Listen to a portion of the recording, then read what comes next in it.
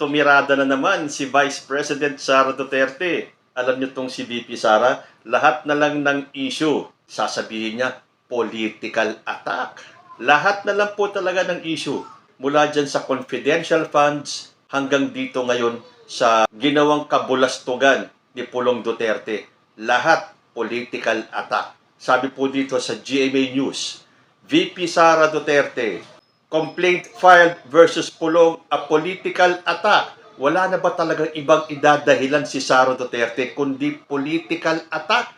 Ayon po dito sa balita, Vice President Sara Duterte dismissed the complaint filed against her brother, Davao City Representative Paulo Pulong Duterte for physical injuries and grave threats as part of the Marcos administration's alleged political attacks on their family. The Vice President, who was in Zamboanga City on Saturday, claimed that the Marcos administration just wants to destroy the image of their enemies to cover up the real issues in the country. Unang-una, ang totoong issue ng bansang ito ay kayong mga Duterte. Ginulo nyo masyado ang bansa. Akala nyo yung nagagawa nyo sa Davao, pwede nyong gawin sa buong Pilipinas. Nagkamali kayo.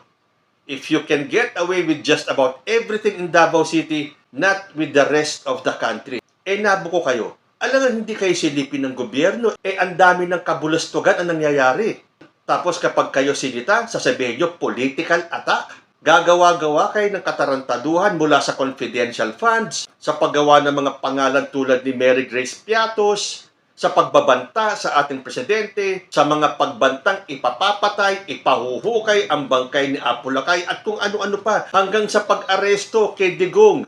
Kasalanan pa rin ng gobyerno, harassment, political attack. Kitang-kita natin sa CCTV kung ano ang ginawa ni Pulong. Tapos, political attack pa rin. Baguhin mo naman yung script mo, Sara Duterte. Nakakaumay na. Mas lalong wala nang naniniwala sa'yo. Kasi pare-pareho, yun at yun din ang sinasabi mo. Kapag kayo naipit dahil dahil sa mga kabulustugan na ginawa ninyo, political attack, political harassment, ginigipit ang pamilya nyo, sinisira ang pangalan nyo. Sino ba ang sumira sa pangalan ninyo?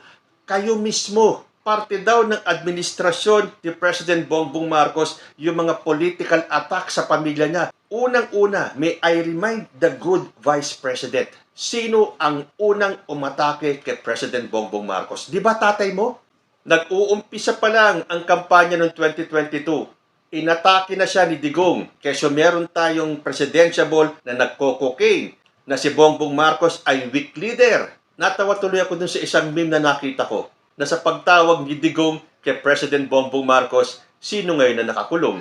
Tapos yung pa ang sinabi ni Sara, gusto daw ng administrasyon ni Marcos na sirain ang imahe ng kanilang kalaban para daw pagtakpan ang mga totoong isyu ng bansa. Ikaw ang gumagawa ng issue, Sara Duterte, para pagtakpan yung anomalya ng confidential funds na ayaw mong sagutin. Pero pagdating ng impeachment trial mo, magkakaalaman talaga dahil hindi po pwedeng hindi mo nasagutin yan. So ngayon, you can still get away with that.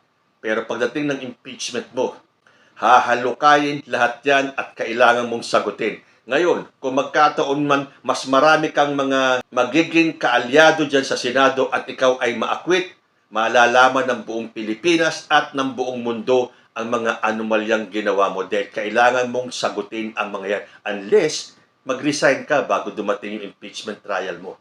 Kaya nga panay ang atake mo sa gobyerno para pagtakpan lahat ng ito na hindi na kinakagat ng taong bayan. Ang mga naniniwala na lang sa'yo ay ang mga DDS. Sabi pa ni Sara Duterte, every time nagkakaroon sila ng issue, malaking issue na kabalbalan na ginagawa nila, obviously referring to President Bongbong Marcos and his administration, ang kanilang pang-cover sa mga issue na ito ay atakihin yung kalaban nila sa politika. Kabaliktaran talaga kung magsalita si Sara Duterte, no? Sino ba ang nang-aatake? Hindi ba ikaw? Mula nang ikaw ay kumalas sa unit team, hindi na tumigil ang bunganga mo sa paninira sa ating gobyerno. Kaya nga nagtatanong ang taong bayan ito ba ang pinasisweldo natin na isang Vice President na hanggang ngayon matapos ang 3 taon, wala naman maipakitang pruweba na siya ay nagtatrabaho. Hindi ba? Puro paninira lang ang ginagawa nitong Vice President na to. Tapos babalik ta rin ang sitwasyon, sila pa daw ang sinisiraan. At kino-cover up lang daw ni Bongbong ang mga totoong issue. Tulad na sinabi ko kanina, ang pinakaunang problema ng bansang ito ay kayong mga Duterte na alam ng buong Pilipinas na hindi kayo magtatagal. Dahil kung nagtagumpay kayo, kung ano man ang klase ng inyong pamamalakad dyan sa Davao, hindi nyo magagawa yan sa buong Pilipinas. Lalo na at tapos na ang termino ni Digong, papaano nyo pa magagawa yung maiitin yung balak? Nakatingin ang buong Pilipinas sa galawan ninyo. At nakikita namin na itong ginagawa ni Sara Duterte, yan ang cover up para pagtakpan or malihis man lang yung issue sa mga issue na dapat niyang harapin.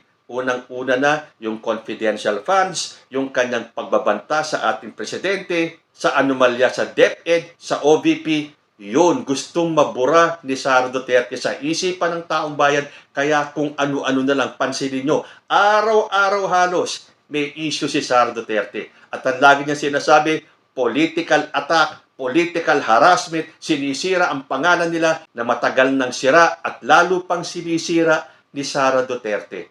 Tanggapin nyo mang mga DDS o hindi, ang sumisira sa pangalan ng mga Duterte ay sila mismo. Karma po ang tawag dyan. I firmly believe lahat ng nangyayari sa pamilya Duterte ay karma. But then again, yan po ay sarili ko lang pananaw, sariling opinyon ko, sariling obserbasyon ko. So balik na naman kay Sara Duterte itong sinabi niyang every time daw nagkakaroon ng issue, malalaking issue ng kabalbalan, ang kanilang pang-cover up ay ang atakihin ang kalaban sa politika. Meaning sila yung kalaban. Pero sino po ba ang umaatake? Ang tagal na nahimik ni President Bongbong Marcos, lately lang siya talagang umalma dahil sumusobra na po ang pamilyang Duterte. Sumusobra na po ang Vice President natin. Akala niya siya lagi ang tama. Akala nila sila lang ang pwedeng magpatakbo sa bansang ito. Akala nila ang pamilya nila ang the best family dito sa Pilipinas. Pero naniniwala ba ang karamihan ng taong bayan? Hindi po. Pinagtatawanan na lang kayo.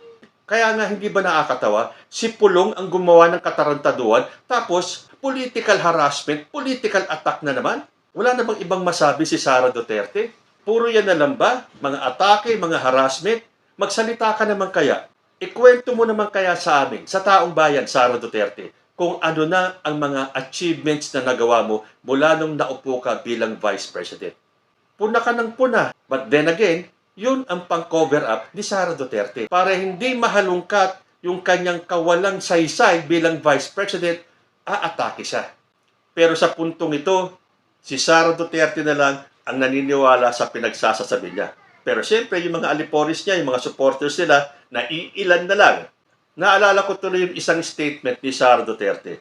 Sabi niya, gaano kalala ang Pilipinas na pag-iwanan na tayo ng panahon at ng ating mga kapitbahay dito sa region, na pag-iwanan na tayo ng mundo. Puro reklamo itong Vice President na to, pero wala man lang siyang maipakita sa atin kung ano ang kanyang nagawa para sa bansang ito. Wala nga siyang maipakitang mga solusyon o plataforma nila kung ano ang gagawin nila para itama ang mali. Hindi ba may sinasabi sila, iboto daw sila para itama ang mga mali? Sa mga nagiging pahayag ni Sara Duterte, sila po ang mali. Kaya dapat natin itama. Tanggalin si Sara Duterte sa pwesto. Gaano daw kalala ang Pilipinas? Hindi po Pilipinas ang malala. Ikaw, Sara Duterte, ang malala. At bawat araw na lumilipas, palala ka ng palala. Kaya nga ang mga DDS hirap na hirap ka ng ipagtanggol. Kasi reklamo ka ng reklamo.